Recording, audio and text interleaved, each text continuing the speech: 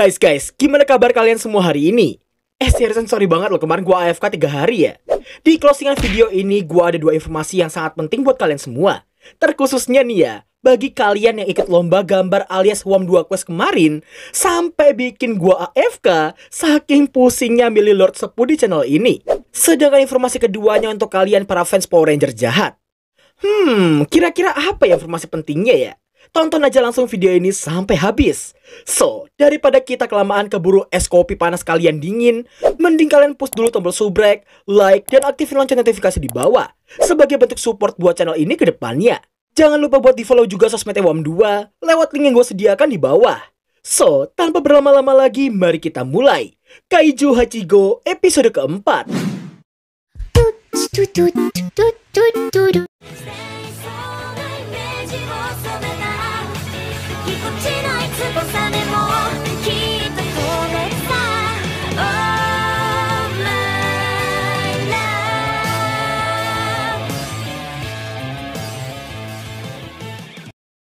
Di episode sebelumnya, kita telah melihat perjuangan Kafka dalam support peserta ujian lainnya, usai menyadari bahwa semua pergerakan mereka akan dinilai juga.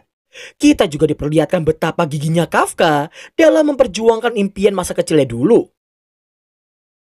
Setelah diselamatkan Kikoru dan mengatakan ia tidak akan menyerah sampai kapanpun, semua orang di ruang pengawas hanya bisa diam melihat tekad kuat yang dimiliki oleh Kafka. Mereka pun terkejut melihat si Kafka yang bisa bangkit kembali meski kakinya telah mengalami patah tulang. Wakil Kapten Hoshina pun berniat membiarkannya dengan catatan ia akan langsung mengaktifkan perisai saat ia dalam bahaya lagi. Kafka yang mendengar hal itu pun merasa senang dan berniat meminta Ichikawa untuk fokus pada dirinya sendiri. Akan tetapi Ichikawa mengabaikan ucapan senpainya barusan dan lebih mengutamakan membantu dan mengajak Kafka untuk berjuang bersama-sama. Mendengar hal itu, dengan senang hati Kafka menerima ajakan Ichikawa barusan.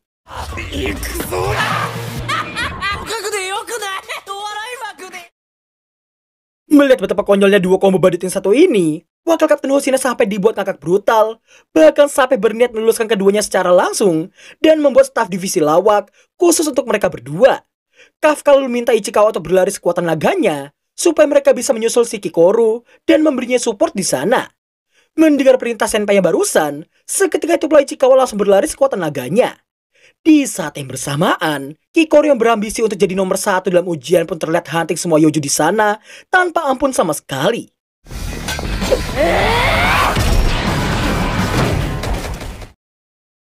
Selesai membersihkan seluruh Yojo di area Delta, Kikoru berniat lanjut menghabisi sang Honjo tanpa mengurangi kecepatannya saat ini.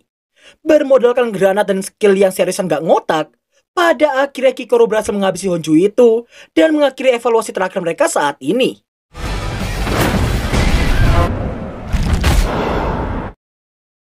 Mendengar pemberitahuan evaluasi terakhir mereka telah berakhir, sontak hal itu membuat Kafka tak percaya dengan betapa cepat dan kuatnya si Kikoru. Dirinya dan juga Ichikawa pun tumbang saking kelelahannya saat ini. Semua drone yang mengikuti para peserta pun terlihat kembali ke markas dan hanya menyisakan monitor utamanya saja. Wakil Kapten Hoshina yang melihat aksi Kikoru yang di luar ekspektasinya pun jadi agak kecewa karena durasi ujian yang jadi lebih cepat dari perkiraannya. Kapten Mina sendiri juga merasa kagum dengan kekuatan yang dimiliki oleh Kikoru. Mendengar pujian Kapten Mina pada Kikoru, Wakil Kapten Hoshina turut menambahkan pengaruh Kikoru yang secara tidak langsung juga menyelamatkan peserta lainnya. Nah, di sini kita pun akhirnya mengetahui bahwa ternyata Shinomiya Kikoru adalah putri dari Shinomiya Isao selaku direktur utama pasukan pertahanan saat ini. Hoshina merasa yakin Kikoru akan menjadi anggota inti pasukan pertahanan di masa depan nanti, sekaligus menjadi harapan bagi negara mereka. Sementara itu, sehabis mengalahkan Honjo tadi, Kikoru terlihat bangga terhadap dirinya sendiri karena bisa menyelesaikan ujian itu dengan sempurna. Namun di saat dia yang mau kembali menemui Kafka untuk meledeknya lagi, secara tidak terduga ini yang terjadi. Di lain sisi, setelah Kafka dan Ichikawa membicarakan betapa hebatnya si Kikoru, mereka berdua dan para peserta lainnya pun dibuat sangat-sangat terkejut mendapati semua jasad Yojo di sana yang bangkit kembali secara tiba-tiba. Melihat hal itu, Kafka sepertinya menyadari apa yang terjadi pada Kikoru saat ini. Dan bener aja, Kikoru terlihat sangat kesakitan pasca ditembak tepat di area dada oleh kaiju misterius tadi. Untungnya di sini nih ya, ia masih sempat memfokuskan perisai tepat di area yang ditargetkan oleh kaiju humanoid di hadapannya. Kikoru semakin dibuat sangat-sangat terkejut begitu mendengar si kaiju humanoid itu yang ternyata bisa berbicara. Nggak lama kemudian, Kikoru yang merasa belum kalah nampak membidik si kaiju humanoid itu dengan niatan membunuhnya. Namun naasnya di sini dia harus terkena banyak sekali tembakan sekaligus yang langsung disadari oleh semua orang di ruang pengawas. Kondisi pun diperparah karena sebagian besar drone telah kembali, sehingga mereka tidak mengetahui kondisi pasti Kikoru saat ini. Dan yang mereka ketahui hanyalah para Yojo yang tiba-tiba bangkit kembali. Okonogi juga memberitahukan kekuatan Honju yang kini telah naik ke angka 6,4. Mendengar laporan itu, Mina memerintahkan supaya perisai dari semua peserta diaktifkan dan mengirimkan kembali semua drone tadi supaya mereka bisa merekam semua situasi secara menyeluruh. Hoshina, Terusa. Ryo. Setelah peringatan evakuasi dinyalakan, Kikoru yang memiliki sifat keras kepala pun menolak untuk mengevakuasikan diri dan lebih ingin berjuang menghadapi Honju di hadapannya saat ini, yang ditakutkan akan membahayakan orang lain. Singkat cerita, setelah digaplok Honju sampai membentur tembok, nampaknya Kikoru yang mengingat masa bocilnya dulu, ia merasa iri dengan teman-teman sekolahnya yang bisa dimanja oleh ayah mereka.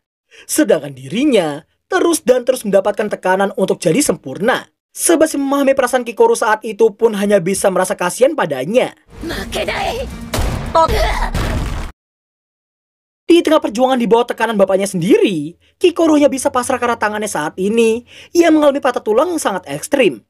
Di saat yang bersamaan si Honju kembali menumbuhkan tanduk uni organnya untuk mengompresi sejumlah energi buat mengulti. Kikoru yang menyadari kematian telah berada di depan matanya pun hanya bisa diam tak berkutik sembari meminta maaf pada sang ayah karena gak bisa jadi sosok yang sempurna di matanya.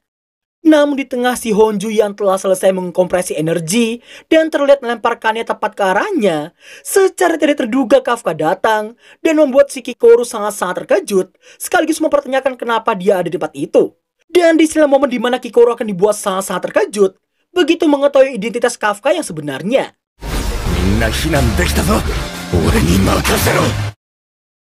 Sementara itu di saat yang bersamaan, nampaknya semua peserta yang mengevakuasikan diri dibantu beberapa peserta berkompeten. Sedangkan di posisi Ichikawa, dirinya teringat dengan senpainya yang tiba-tiba ngilang dari sebelahnya. Begitu mendengar si Kikoru yang sedang menghadapi Honju seorang diri. Dirinya pun sangat-sangat khawatir jika sampai Kafka berubah di tempat itu, maka dirinya pasti akan berakhir dihabisi oleh divisi ketiganya si Kapten Mina. Scene kembali ke Kikoru. Dirinya terlihat masih sangat-sangat terkejut karena baru mengetahui si Kafka ternyata adalah seekor kaiju humanoid. Di tengah Kafka yang sedang memohon supaya Kikoru mau menyembunyikan identitasnya, nampaknya sang Honju yang berniat mengulti mereka sekali lagi. Namun sayangnya itu nggak ada gunanya di hadapan Kafka dalam mode kaijunya. Kikoru lalu dijanjikan akan dijelaskan semuanya di lain waktu, karena saat ini Kafka berniat menghabisi Honju di hadapannya tanpa ampun sama sekali. Setelah mengerahkan sejumlah kekuatannya, Okonogi yang mendapat laporan dari mesin pengukurnya pun melaporkannya langsung pada Mina dan juga Hoshina yang masih OTW ke sana. Namun karena sinyal yang nggak stabil, drone jadi nggak bisa mengidentifikasinya dengan benar.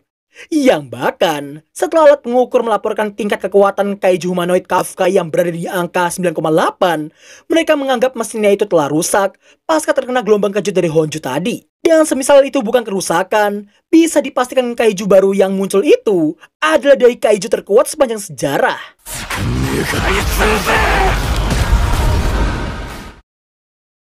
Gue gedan. Cuma dengan satu kali jontosan doang, Kafka mampu menghabisi Honju itu sampai hanya menyisakan kakinya saja. Kikoru melihat hal itu hanya bisa diam menganga karena masih gak percaya dengan apa yang baru aja terjadi. Kafka yang sempat besar kepala dengan meminta si Honju untuk balik kembali, nampak sangat ketakutan karena si Honju yang sempat mau beregenerasi saat ini. Setelah merasa lega karena si Honju yang tidak jadi beregenerasi, Kafka terlihat menghampiri Kikoru untuk menghabisi Yojo di belakangnya dengan sekali hit.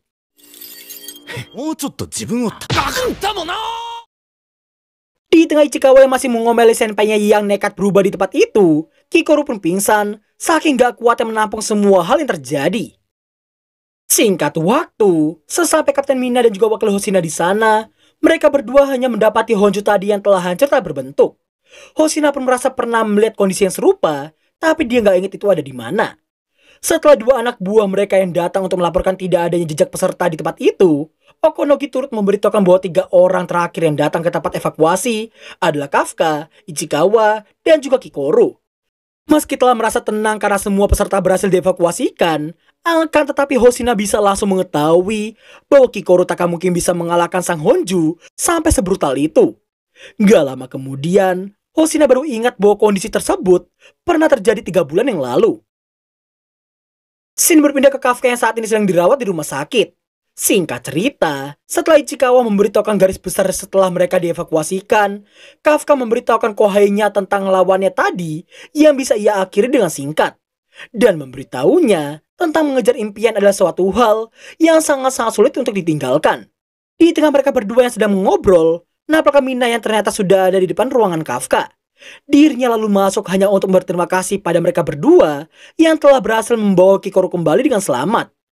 Melihat Mina yang pergi dari sana, Kafka yang ingin memanggilnya pun mengurungkan niatnya karena merasa belum pantas untuk berbicara dengannya. Sementara itu, nampaknya Hoshina yang menemui Kikoru yang masih dirawat di dalam kapsul pengobatan. Setelah memaksakan diri untuk bangun, Hoshina memberitahukan tidak adanya korban jiwa dalam insiden tersebut. Nah, di saat Hoshina yang mengatakan itu semua berkat Kikoru yang berhasil membunuh Honju itu, Kikoru yang awalnya diliputi dilema antara mau memberitahukan yang sebenarnya atau tidak, namun setelah mengingat wajahnya Kafka, dirinya memutuskan untuk mengaku bahwa Honju itu memang dibunuh olehnya. Scene lalu berpindah di sebuah toilet umum. Nampaknya kaiju humanoid sebelumnya yang sedang mendengarkan radio di HP-nya. Dirinya pun sangat-sangat terkejut mendengar gak ada korban jiwa sama sekali di dalam insiden tersebut. Namun di tengah dirinya masih mendengarkan berita, dirinya nampak ditelepon oleh seseorang. Oh, rupa-rupanya kaiju humanoid tadi menyamar menjadi salah satu anggota tim pembersih jasad kaijunya si Kafka. Tanpa adanya menyadari siapakah sosok anak baru di belakang mereka saat ini, kaiju humanoid itu berusaha berbaur dengan mereka semua supaya tidak ketahuan oleh siapapun. Dan berakhirlah alur cerita anime Kaiju Hachigo episode keempat. 2 informasi penting. Yang pertama, gua AFK kemarin itu buat minta tolong ke temen Discord gua buat bantu nyeleksi sekian banyak gambar kalian di WAM 2 Quest sebelumnya cuy.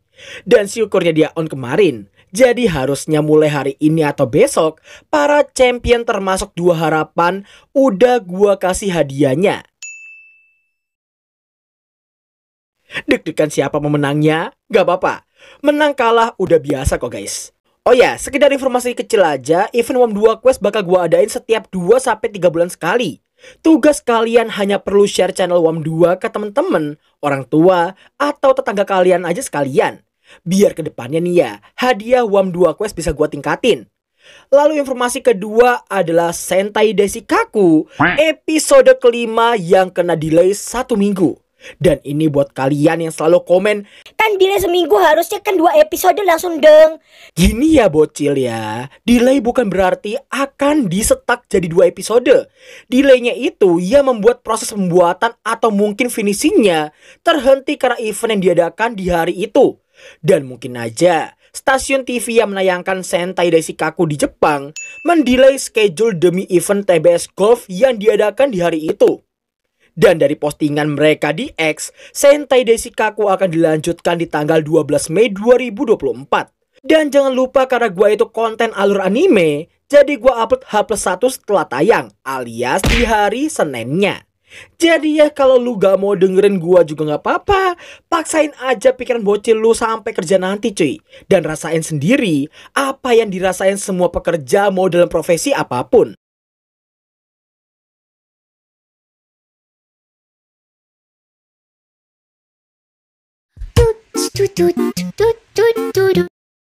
네